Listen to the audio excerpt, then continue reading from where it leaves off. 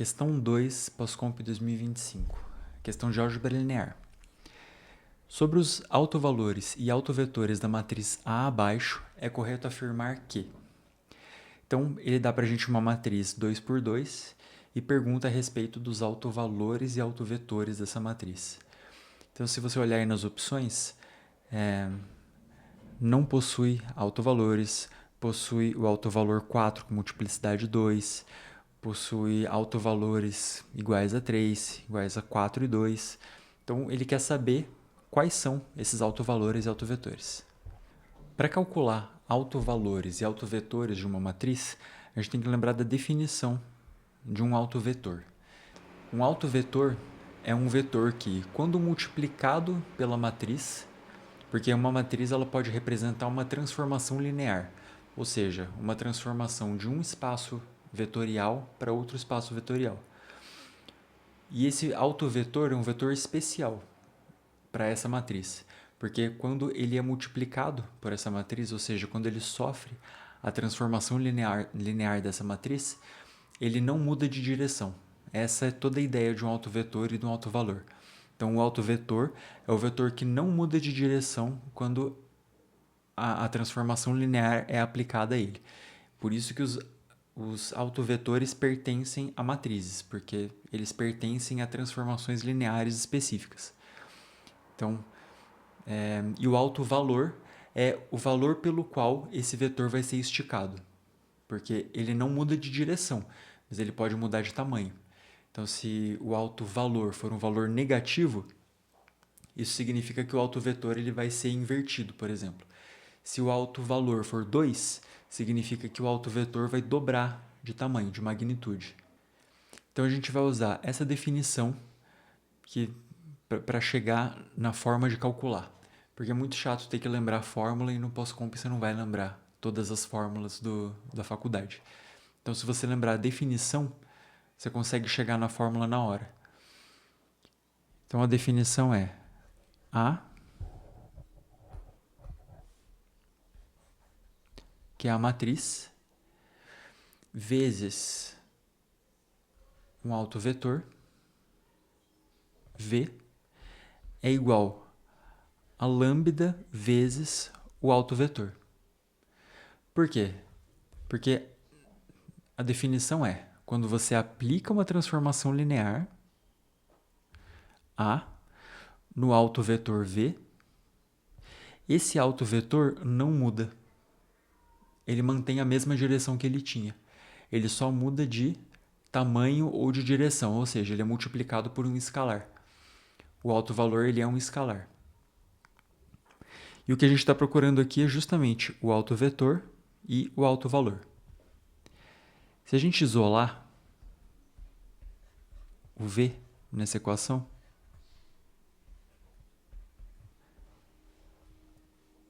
a gente vai chegar aqui a menos lambda.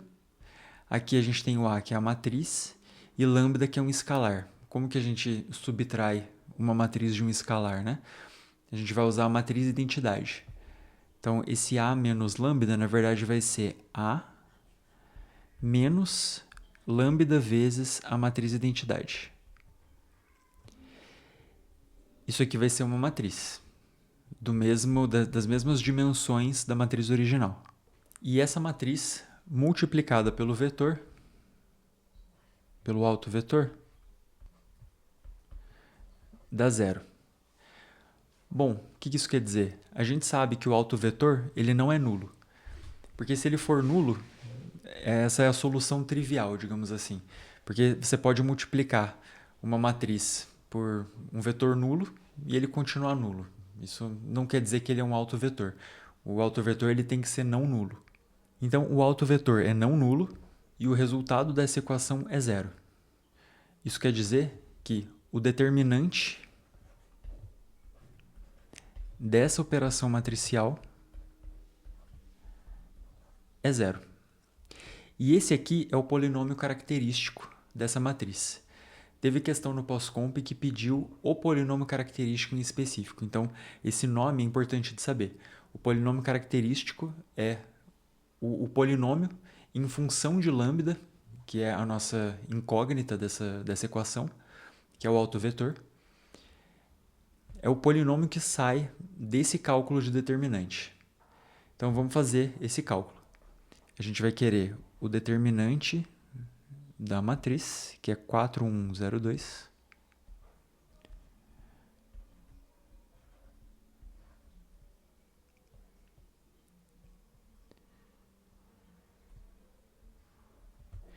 menos a matriz de identidade vezes lambda.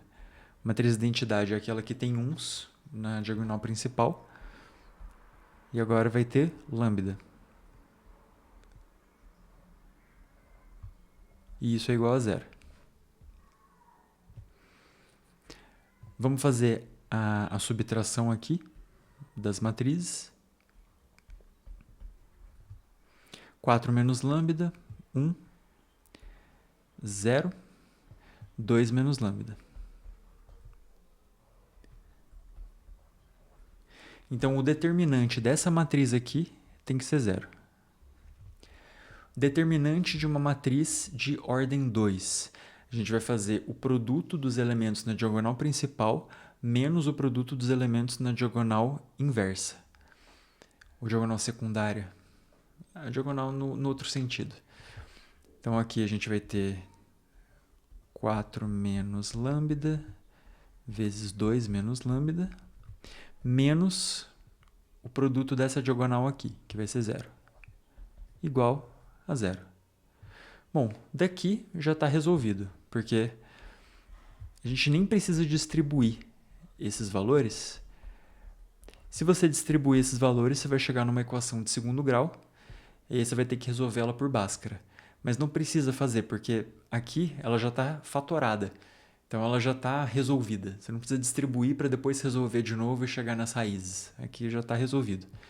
Então, as raízes são lambda igual a 4 ou lambda igual a 2, que são os valores que tornam zero esses fatores. Se esses fatores forem zero, essa equação é zero. Certo? Uma multiplicação dá zero, um dos fatores tem que ser zero. Então, esses aqui são os autovalores. Então, A possui autovalores complexos. Não, não é verdade. Esses números não são complexos, são números racionais. E não é diagonalizável, ela é diagonalizável. Aqui, ó, se a gente for olhar a definição de diagonalização, ou melhor, as condições para diagonalização, a gente tem aqui que, para que uma matriz possa ser diagonalizada, a multiplicidade geométrica deve ser igual à multiplicidade algébrica para todos os autovalores. Então, a multiplicidade algébrica é a quantidade de vezes que o autovalor aparece como raiz. Então, aqui a gente teve dois valores diferentes. Portanto, a multiplicidade algébrica dos autovalores é 2.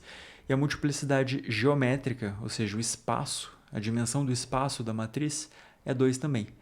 Então, a matriz ela é diagonalizável, pelo que a gente descobriu ali nos autovalores. Os autovalores de A são iguais a 3. Não, eles são 4 e 2. Não possui autovalores porque não é simétrica. Não, ela possui.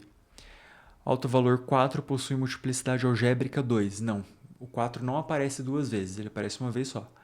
Então, a multiplicidade algébrica dele é 1. E A possui dois autovalores reais e distintos, 4 e 2. Essa é a alternativa correta. Valeu!